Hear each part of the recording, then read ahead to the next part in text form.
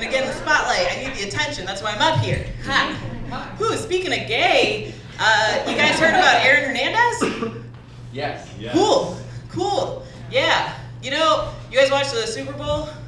No? Nobody watched the Super Bowl. Wow. Well, I thought the halftime show was really cool. You know, you had Shakira, you had J-Lo. Some people said it was controversial. Some people were like, it was too spicy. You had a stripper pole, you had J-Lo taking her clothes off. Personally, I thought it was controversial that they decided to go with an Aaron Hernandez tribute. I thought that was a weird choice. I can tell you guys hate it, but I want to keep going with the Aaron Hernandez show. So I'm gonna do it. Because like, if you watch the documentary about him, it's really interesting because he did murder people. He absolutely did. But after he died, because he killed himself, technically all of his charges were reversed. So he was innocent, which means he got to go to heaven. Unless you guys don't think gay people should be in heaven. I do. But then last year, of course, the family, they went to the courts, they fought to get it changed so his convictions would remain. And so then he had to go to hell. And I just like to think the way I picture it is that like he was in heaven, probably just like fucking pounding away at Marlon Brando. Because you're allowed to have gay sex in heaven. And then all of a sudden it was just like vanished, like the Thanos, like snap, he just disappeared to hell. Anyway, I'm bisexual, so it's okay I made those jokes. It's okay. I'm bisexual. I'm also polyamorous. That means I date multiple people. You guys know what polyamory is? Yes. Yeah, okay, this is California. You guys know what, I don't have to explain polyamory, but if you don't know, it is just a scam to sell burlesque tickets. That's all polyamory is. So I'm bisexual, polyamorous. You know, I actually figured it out in college. That's when I realized I like to date lots of people, all kinds of people. The day I figured it out, I called my mom up. Yeah, that's what you do when you figure out your sexual orientation. You call your parent to clock it in. You know, you gotta call them up, be like, this is what the deal is. This is who I fuck. So I called my mom, and I'll never forget what she says. I'm on the phone, and I tell her, Mom, I have news. I'm bi poly now. I'll never forget what she said. I'll never forget. She goes, oh, so you're a slut. She wasn't wrong. I felt seen. I felt heard. I felt seen. You know, and for my mom, like, she was always just like, I don't understand, Ashley, you're this smart girl, and now you just date the worst people. Because it turns out that, like, when it comes to ladies, I kill it. I kill it. But when it comes to men, I have garbage taste in men. Like, I have dumpster fire taste in men. And my mom is always like, Ashley, I don't understand. You're so smart. You're so smart, Ashley. I breastfed you. That's always her name. She's always like, I breastfed you so you'd be a smart girl. I breastfed you. You know, and I will say I was a smart girl. Like, I went to a very good college. I got 3 degrees. I'm very insecure. You know, she's like, I interviewed Gloria Steinem once in school. I'm a really, really smart girl. But then when it comes to men, my mom is like, Ashley, you once dated a guy who used a flip phone because you didn't realize that meant he was a drug dealer. He was a drug dealer. He was. You know, she's like, I'm gonna share something personal with you guys. I know that I have bad taste in men. I know that I have bad taste in men because I am attracted to Boston accents. And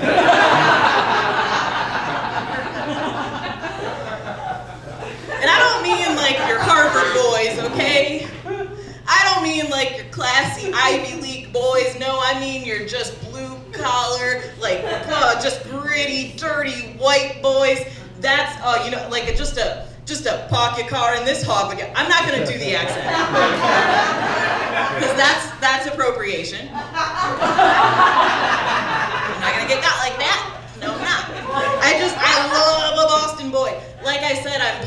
so it actually, it reached a point I was dating an Irish guy from Boston and an Italian guy from Boston. Yeah, I like to date a diverse range of scumbags. Okay? And like, you know, it was a really nice relationship. Like, one of them used to just give me tours of Boston and he'd point out bars he'd gotten kicked out of for fighting people or fingering people. You know, the other one, we would just drive around Boston and compare prices at different Dunkin' Donuts. You know, that's real. That's real, I tell you. $1.75 for an iced Dunkin' Donuts in Quincy. You go up to Somerville, ridiculous. Ridiculous what they charge. You guys been to Dunkin' Donuts lately? You been to Dunkin' Donuts lately? They got all these fridges now for all the milks. They got the oat milk, the almond milk. It's ridiculous. That was foreplay between me and my Boston ex. That's what I was doing right there. That's how he used to turn me on. You know, you guys been to Boston? Yeah. Okay. You know, it's a pretty place. It's a beautiful place. My favorite thing about Boston, my favorite thing, you'll notice this about Boston. If you ever notice that Irish guys from Boston say nigger like this, but Italian guys from Boston say nigger like this. That's a joke about how Boston is racist. Okay, you know what? Let me double back and I'm black.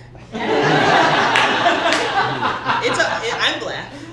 Fully black, 100%. Both of my parents are black. I should have told you that because I am the color Michael Jackson was aiming for. You didn't laugh, you're a good person. You know, you waited for the confirmation. That was really good of you. That was really good. Let's see. Valentine's Day being poly, really nice that they gave me this 3-day weekend so I could celebrate all my partners. You know, something about a President's Day, don't know what that is. But being poly is like, I guess, you know, everyone thinks it's fun, you get to date all these people. Honestly, I find it makes a lot of women sick, especially on nights when I have dates with their boyfriends. You know, it's like people think being poly is fun, it's so cool, but nobody ever tells you that you can go through 8 breakups at one time. You know, that's what nobody tells you, but it's okay because Lisa Loeb still makes music. I'm gonna end on this one. Just, you know, personally, me, I like to claim my sexuality. You know, a few years ago, I decided to have a hoe summer. Just really live in my sexuality, enjoy. And this was before Meg Thee Stallion and her hot girl summer. Okay, this was back when it was embarrassing to be a hoe. You know, I was like, I'm claiming it, hoe summer, I'm claiming it. And I'd post on Facebook, I'd be like, sexy picture, #hoe summer. And my friends were like, I want a hoe summer too. And I was like, you know what, yeah, I'm gonna start a group. I'm gonna start a Facebook group for queer people, trans people, non-binary people of color to talk about their sexuality, because we don't have spaces to do that, you know? So I start this Facebook group.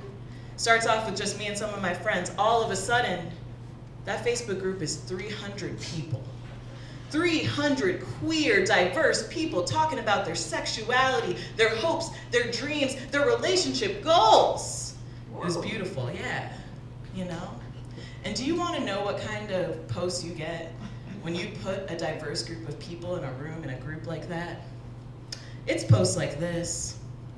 Hey, I'm about to go live in this 7-Eleven bathroom. Who wants to watch this guy piss on me? That's the kind of diversity that I feel magazines like Cosmo are lacking. Because I did want to see that live. I did. That was my hoe summer. I think I got the light, but I think we're doing an interview thing. So I'm gonna do this one now. You know, I've been trying to quit drinking. That's like my New Year's resolution, trying to quit drinking. I realized I had a drinking problem when one night I drank so much, I threw up so hard that I burst blood vessels in my eyes. No. Yeah, if you thought dating was hard, it is so hard when you have literal red flags in your eyes. Yeah. It was not great. You know, I was talking to my therapist and she was like, Ashley, let's make a list of reasons you could be drinking too much. Besides, you're an alcoholic. We make this list and like the first one was just like, I would get drunk and forget that I did comedy shows. I would go to open mics, just go up, do a set, tell some jokes, Afterwards, people would be like, oh my God, you were great last night. I'd be like, I went up last night? Good to know. Number 2, my friends would make plans with me and I would think, oh, I missed those plans. I'd wake up in the morning frantic, like, I'm so sorry, I missed our plans last night, I was so tired. And they'd be like, bitch, we hung out until 3 a.m. You were at the bar until close. Good point, good point. The last one, a guy I was dating, the next day he was like, I guess now is a good time to ask if you're on birth control. Oh. And I was like, what? We didn't use a condom last night? And he's like, no, you literally told me to come inside you. And all I could say was, that does sound like me. His girlfriend was so mad he can't inside you.